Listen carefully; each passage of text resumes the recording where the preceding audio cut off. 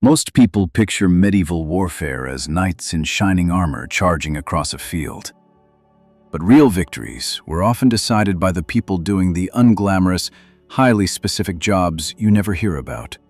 Protecting shooters, digging under walls, building roads and camps, scouting ahead, and turning an enemy retreat into a full collapse. Here are 7 medieval soldier roles that rarely make it into movies, but quietly shaped sieges, battles, and entire campaigns. Number 1. Pavisier. A pavisier was the person who made slow, high-power missile weapons work in the middle of real medieval warfare. The pave was a tall shield, usually curved and wide enough to cover most of a crouching soldier from chin to shin. You see it most in late medieval Europe, especially in places where crossbows were treated as serious military tools. Italian city-states, parts of the Holy Roman Empire, and professional mercenary forces. The core problem was timing. A crossbow could hit hard and stay accurate, but reloading it took long enough that a shooter could get driven off the line before the next shot was ready. In practice, a crossbowman often needed both hands to span the bow using hooks, levers, or a small crank, and during that moment he was focused on the mechanism, not on incoming arrows. That's where the pavisier mattered. Sometimes the crossbowman carried and used his own pave, but armies also used team setups where one person focused on shooting and another focused on protection and positioning. The pavisier hauled the shield forward, set it down at the best angle, and kept it between the shooter and enemy fire while the crossbow was being spanned and loaded. In siege fighting, that job became even more important because defenders on walls could keep up steady shooting for hours. Without cover, a crossbow unit could lose its rhythm and fall apart. With pavises, the unit could maintain pressure, forcing defenders to keep their heads down and making it safer for other siege work to continue. The pavis also changed how missile troops behaved as a unit. Instead of every shooter trying to find a doorway, a wagon, or a dip in the ground, commanders could create portable cover exactly where they needed it. It's basically a shield wall designed specifically for shooters. Many pavises had a ridge or a notch that could help steady a weapon, and the shape was built to catch arrows and bolts rather than let them glance into the body behind it. It's a simple idea, but in armored combat, simple ideas add up. Armor helps, but it doesn't make you untouchable, and it doesn't stop you from being pinned down. A pavisser gave missile troops the confidence to hold a spot under pressure, which is often the difference between "we shot a few times" and "we controlled that section of the fight." Another detail people miss is that pavises were part of organization and identity. They were often painted with city symbols, saints, or unit markings. In many places, towns and guilds supplied equipment, so a painted pavis wasn't just decoration. It showed who belonged to which unit and who was responsible for that gear. It also helped coordination when visibility was bad, which is common in medieval battles because of dust, smoke, and the crowding of men and horses. Pavissers weren't famous in chivalric stories, but they quietly made crossbow fire reliable. And once you can protect shooters and keep them firing, the fight naturally shifts to the fortifications themselves. Most war in the Middle Ages revolved around walls, gates, ditches, and towers. And that's where the next role steps in. The people who attacked stone with tools instead of blades. Number 2. Sappers and miners. If you look at war in the Middle Ages from a distance, it's less about one perfect battlefield moment and more about controlling strong points, castles, walled towns, fortified bridges, and key passes. That's why siege warfare shows up constantly in medieval history. An army that can't take walls ends up marching in circles, bleeding money, and watching its campaign season run out. Sappers and miners were the specialists who turned "that place is too strong" into a problem the army could actually solve. They had two major kinds of work. The first was approach work. If you charge a wall in the open, defenders get to shoot you the whole way in. So attackers tried to shrink that open distance by digging trenches, building up earth ramps, and pushing protective screens forward. Those screens could be thick timber frames, movable shelters, or any barrier that blocked arrows and bolts. Sappers built and advanced that cover, then extended trenches and firing positions behind it. It's slow, exhausting work, and it happens close enough to the wall that the defenders can hear it and try to stop it. The second kind of work was mining, tunneling under a wall or tower to damage its foundations. This wasn't used in every siege because it depended on the ground and on the time available, but when it was possible, it could be decisive. Mining demanded real skill. You needed people who understood soil, stone, drainage, and timber supports. If the ground was sandy, tunnels behaved differently than in clay. If water seeped in, weeks of labor could disappear. So miners mixed heavy work with careful planning, and commanders treated them as valuable specialists rather than as disposable manpower. Defenders didn't just watch all this happen. They dug counter-tunnels to intercept an attacker's mine, and they used listening and observation to work out where the digging was coming from. Sometimes a siege turned into a contest underground as well as above ground, with both sides trying to outsmart each other in the dark. Even when mining didn't collapse a wall, the threat of it forced defenders to spend manpower and attention on countermeasures, which weakened them in other places. Sappers and miners also handled jobs that sound like construction but were actually combat decisions. They filled moats, repaired siege engines, stabilized ground for heavy equipment, and built protective earthworks around the besieging camp.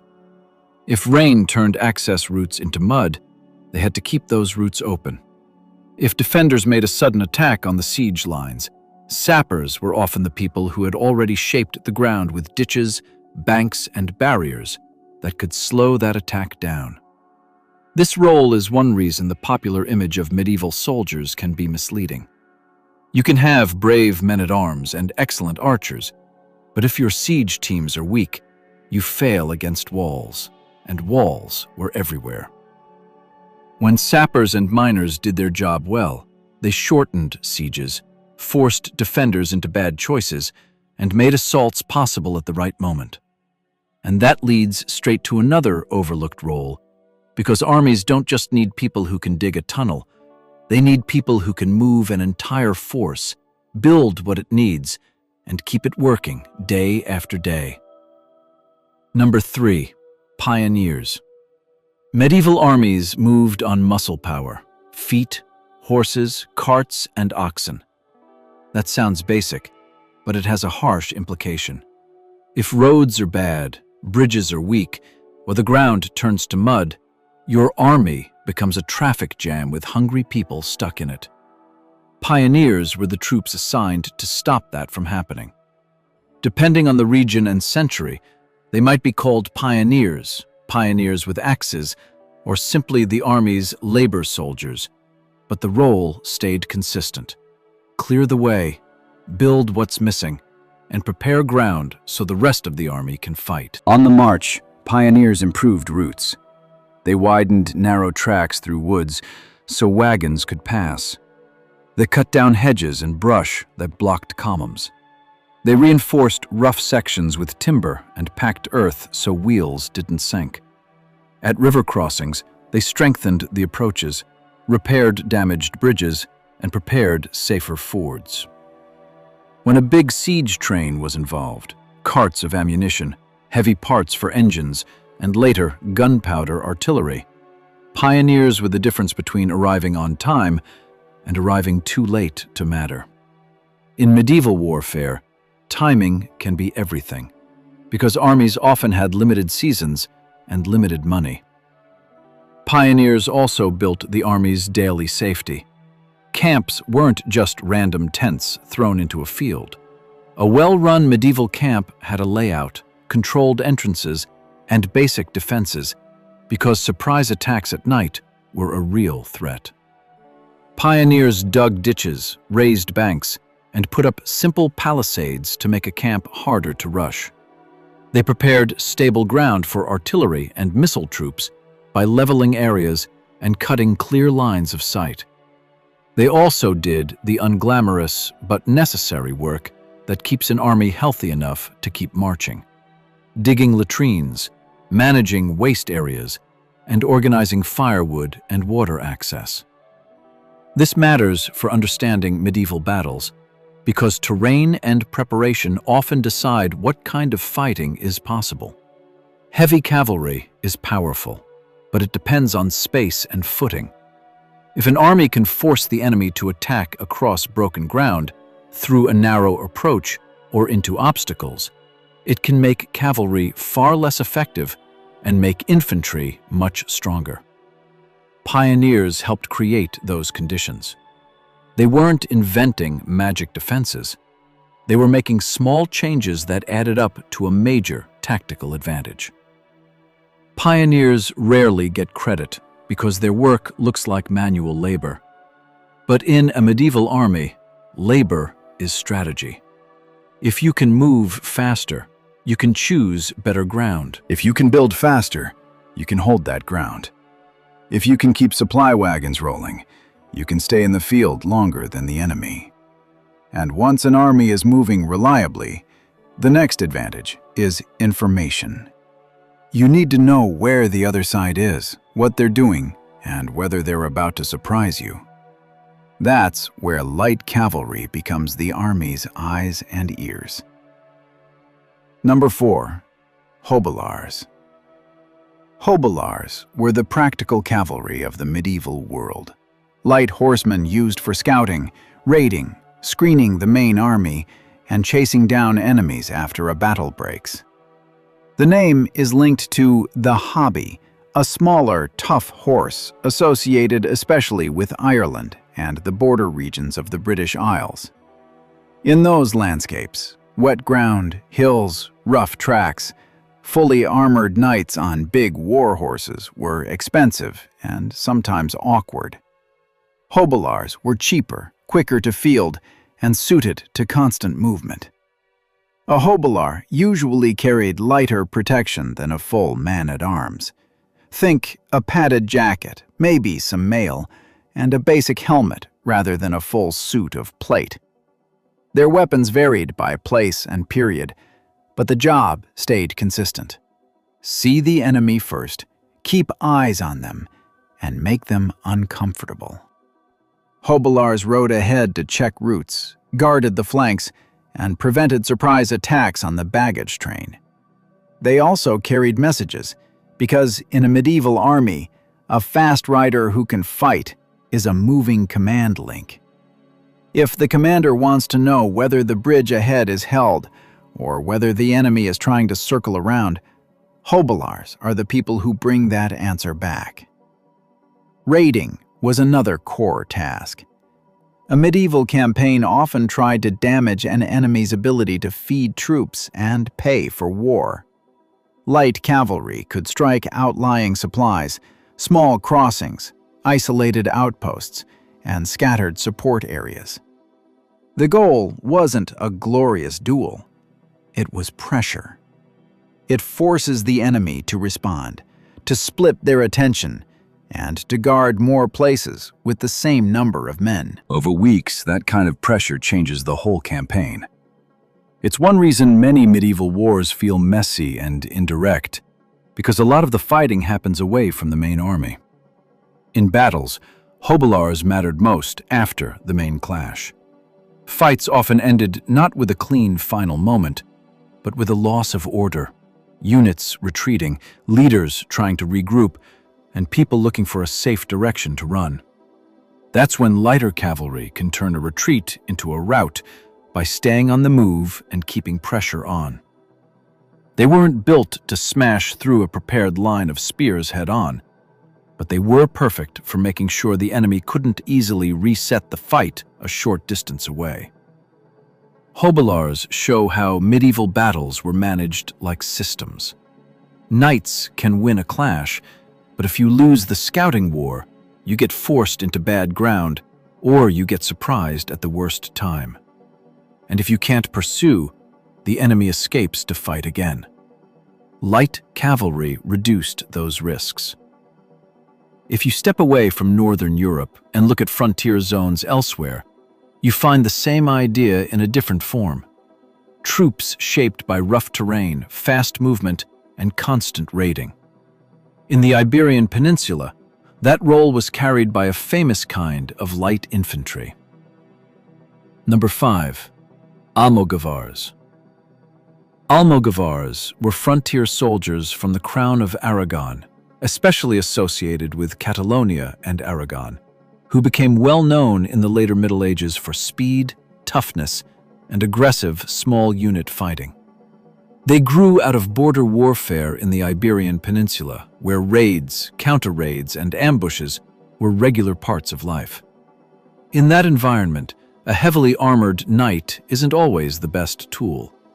You need people who can travel light, move quickly across rocky ground, and fight without a long setup. Almogavars were typically light infantry.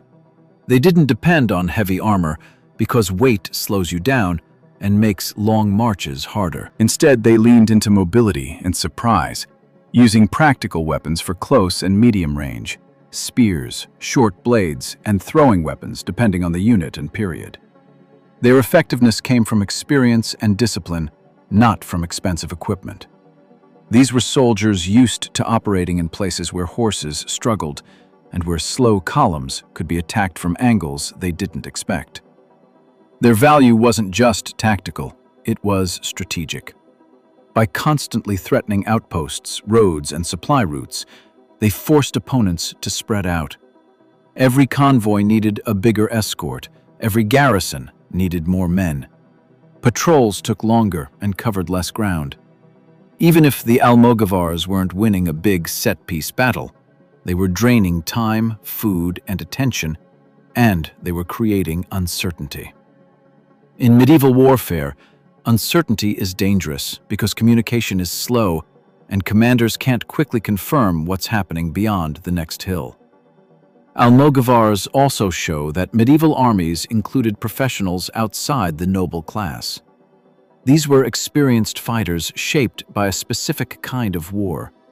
Some later served far from home as mercenaries, including the Catalan Company in the early 1300s, which fought in the eastern Mediterranean after being hired for regional conflicts. Employers didn't hire them because they looked impressive on parade. They hired them because they could move fast, hit hard, and keep functioning in rough campaigning where heavier forces burned out. If you zoom out, Almogavars highlight a pattern across Europe. Even in regions where knights dominated the public image of war, specialists often decided what was possible. Fast troops controlled scouting, raiding, and rough terrain. Meanwhile, the heavy cavalry that people remember was also changing internally. By the later Middle Ages, a man-at-arms was often the center of a small team with defined jobs, and one of the most overlooked fighters in that team was the mounted support soldier, known as the couturier. Number 6. Couturiers. By the late Middle Ages, a single armored man-at-arms in the field was often part of a standardized mini-unit rather than a lone figure. In parts of France, and especially Burgundy, this was organized through the lance, sometimes described as a complete set when it was fully equipped. The exact makeup could vary, but the concept was consistent. One heavily armored man-at-arms, supported by additional mounted fighters and attendants who increased his effectiveness, mobility, and safety. The couturier was one of the key fighting roles inside that package. A couturier was a mounted soldier, usually lighter than the man-at-arms but still expected to fight. The name connects to the coustil, a large dagger, but the job wasn't the guy with a dagger. The job was support and follow-through. While the man-at-arms focused on the main clash, the couturier handled the messy parts around it. He protected the flank of the lance, helped drive off enemy skirmishers, and stayed mobile enough to react if the formation broke or if the man-at-arms lost his horse. In a world where an armored rider could become vulnerable the moment he was unhorsed, having a teammate nearby could be the difference between recovery and capture. This role mattered because medieval battles don't stay tidy.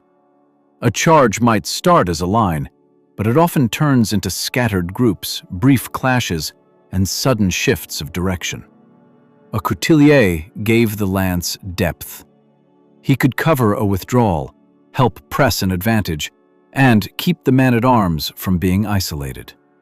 He also helped with practical battlefield tasks that had real consequences: controlling captured horses, guarding prisoners, and escorting valuable captives to the rear. In many medieval conflicts, capturing high-status opponents mattered financially because ransoms were part of how war paid for itself.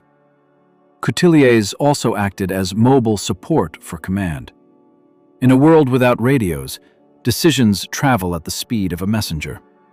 A mounted soldier who can defend himself and push through confusion is far more reliable than an unarmed courier.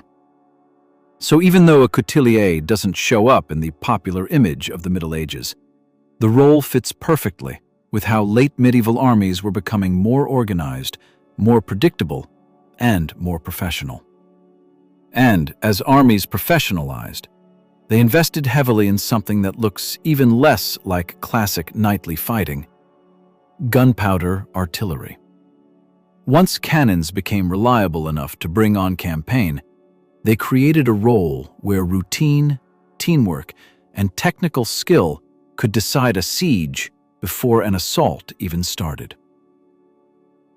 Number 7. Master gunners. Late medieval Europe saw gunpowder artillery move from experiment to practical weapon, and it spread for a simple reason: it could break strong defenses. A cannon wasn't just a tube that throws a projectile. It was a demanding piece of equipment that required expertise, teamwork, transport, and constant maintenance. That's why the key figure wasn't the noble sponsor, but the master gunner and his crew, the specialists who made artillery useful in war. The master gunner was closer to a technical professional than to the traditional image of a medieval warrior. He had to understand the condition of the gun, judge distance, coordinate the crew, and keep the weapon working through weather, wear, and long campaigning. Crews prepared ammunition, handled powder with strict discipline, managed the pace of firing so the gun didn't fail, and built stable platforms so shots landed where they were meant to land. They worked with carpenters, smiths, and wheelwrights who repaired frames, carts, and fittings. In many armies, the artillery section became a small industry that traveled with the force. Transport was a huge part of the job. Large guns moved slowly and needed teams of animals, solid carts, and passable roads. Bridges had to hold. Hills had to be negotiated. Mud could stop everything. That ties artillery right back to pioneers and engineers, because medieval commanders learned quickly that a powerful gun is useless if it's stuck miles away.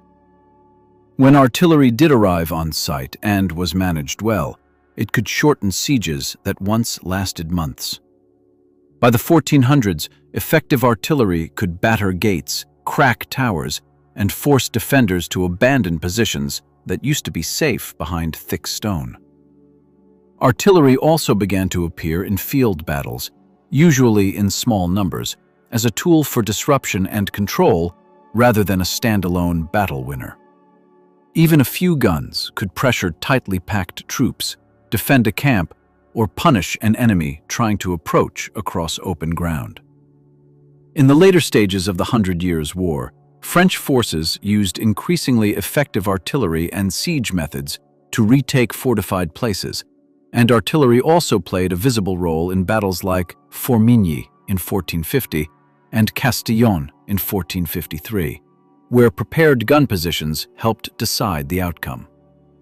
These gunners were valuable because their skill didn't come from noble birth. It came from practice, measurement, and experience, and that made them a different kind of medieval soldier. Cities and kings invested in them because artillery supported a bigger political shift. When rulers can take castles faster, local strongmen have less leverage, and centralized states get stronger. So a crew of specialists hauling heavy equipment, repairing wheels, and keeping a firing routine could shape borders and governments just as surely as any charge of armored cavalry.